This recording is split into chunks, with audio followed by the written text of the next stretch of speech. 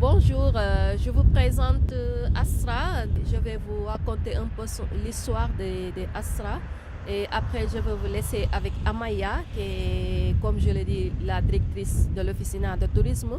Elle va nous raconter un peu aussi en euskera et en castellano Astra. Et c'est une fabrique d'armes. Et le refuge d'Astra fut construit en septembre 1936 pour arbitrer les travailleurs de l'usine Talleres de Guernica et d'autres usines de la région. Ce témoignage de l'histoire fut sauvé de l'oubli lors de la démolition du premier hangar de l'usine Astra. Cette construction en béton était camouflée sous un faux toit. Les pilotes ne pouvaient donc pas voir depuis l'air qu'il s'agissait d'un refuge. Et comme je l'ai dit, donc nous allons après voir visiter le refuge de Guernica. Donc c'était triste. Comme le décrivit le reporter Georges L. Esther, l'attaque se produisait en plusieurs phases. Il y a peu, un bombardement par 10 bombardiers et des avions de chasse pour avertir la population et la forcer à se mettre aux abris dans le périmètre de la ville. Puis les avions de chasse volèrent en cercle sur la ville pour empêcher quiconque de s'échapper du centre. Les avions d'attaque au sol Icon H-51 pouvaient charger jusqu'à 6 bombes de 10 kg.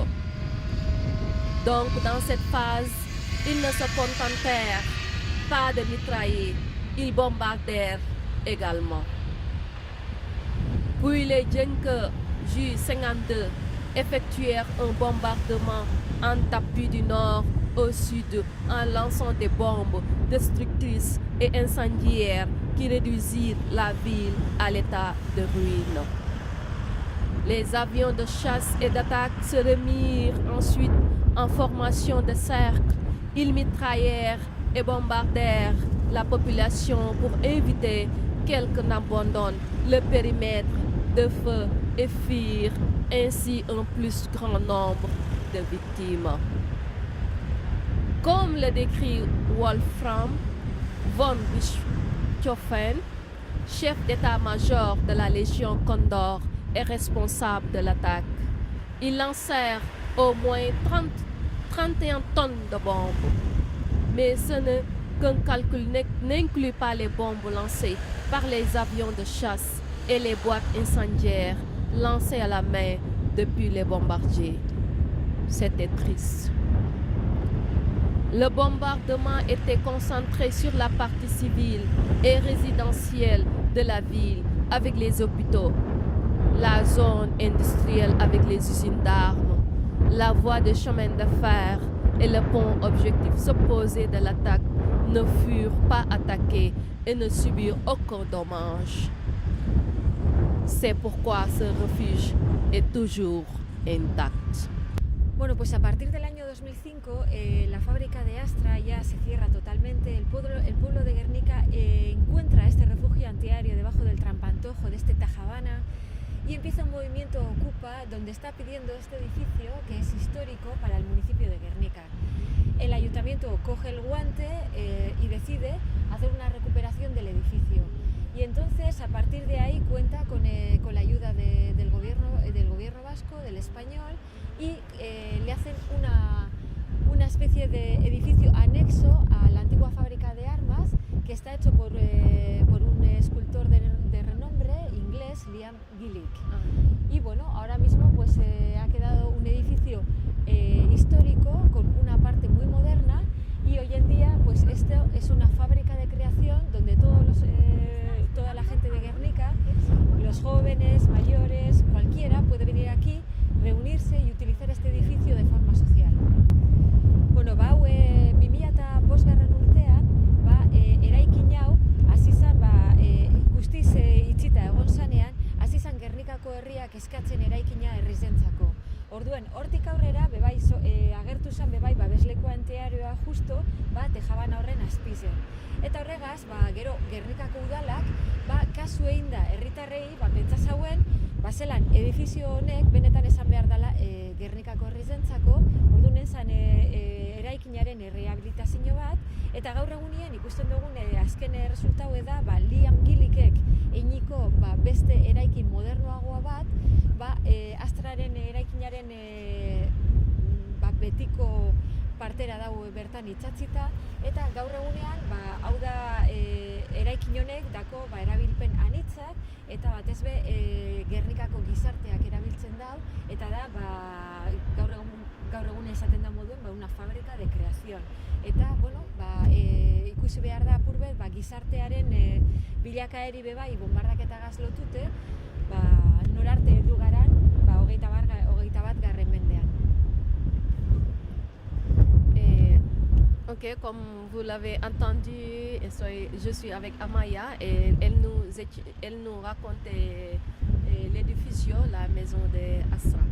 Donc, ce qu'il nous est en train d'expliquer qu'aujourd'hui, Astra, c'est une zone où ils ont conservé l'arquitectura. Estamos dentro del refugio antiaéreo de Astra. Se trata de un edificio construido en la zona industrial que tiene 30 metros de largo y sus paredes son de hormigón de 1 metro de ancho. Entonces, el día del bombardeo, todos los trabajadores de esta zona industrial vinieron aquí a refugiarse. Y si venís a Gernika hoy día, tenéis la oportunidad de vivir visitando este refugio, un poco cómo podían haber llegado a sentirse las personas que se refugiaron aquí el día del bombardeo. Orain gauz, Astrako babeslekuan. Babesleku honetakoz 30 metroko luzera eta beronen hormak 10 hormigoizkoak eta metro bateko zabaleria dakoien. Gaur egunien Gernika bizitatzera zatozienok, etorria zari leku hau barrotik ikustera, zigiritze egoten da. Eta honek emoten dago aukera bakarra sentitzeko zer bizi izan zauen egun horretan apirilaren 26an, bombardaketa egunien, hemen egon ziena bestuta persona horrek bizi izan zauena zeuepe bizitzeko. Nous sommes dans un refuge anti-aérien. Donc ce bâtiment fut construit avec 1 mètre de profondeur de ciment. Donc le bâtiment il a une longueur de 30 mètres. Donc si vous venez ici, vous pouvez venir découvrir la sensation où les gens, le 26 avril 1937, ils sont en train de vivre la souffrance, où les gens étaient en train de surmonter, de vivre la douleur, sentir la douleur, la souffrance d'une personne dans un refuge sans respiration, avec les enfants, avec les vieillards, avec une famille, tous en train de pleurer. Donc c'est très dur de venir ici, le sentir. Donc je vous invite, si vous venez à Gernika, venir vivre les moments qu'une personne, la sensation de vivre ça, je vous invite à venir visiter le refuge aérien de Gernika.